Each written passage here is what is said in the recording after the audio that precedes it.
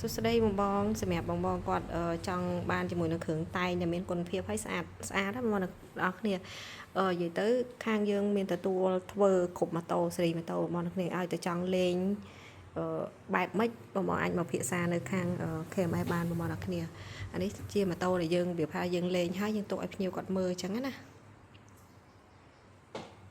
បងមានម៉ូតូស៊េរីចាស់ស៊េរីអីក៏ដោយបងប្អូនគ្នាចង់តែងចង់លេងមកស្អាតអាចមកដល់ KMS បានបងប្អូនគ្នាអាចឆាតសួរក៏បានពិសាអាចសួរព័ត៌មានសិនក៏បាន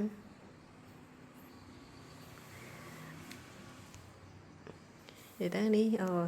មានម៉ូតូភ្ញៀវខ្លះអីចឹងណាបងប្អូនគ្នាដែលគាត់ទុកនៅដល់យើងរៀបឲ្យមកស្អាតចឹងហើយគាត់លេងហើយអីហើយ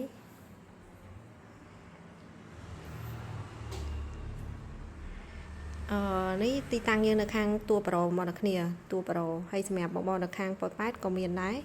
និយាយទៅអាចអ្នកនៅប៉ោយប៉ែតអាចតាក់ទងនៅខាងប៉ោយប៉ែតក៏បានបងប្អូននៅពេញអាចតាក់ទងមកខាងពេញក៏បានបងប្អូនគ្នាយើងមាន2សាខាសម្រាប់សាខារ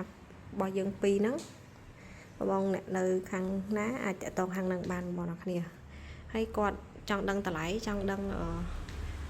គុណភាពខាងយើងវាមិនបងប្អូនគ្នាអាចមកមើលដល់ទីតាំងបាន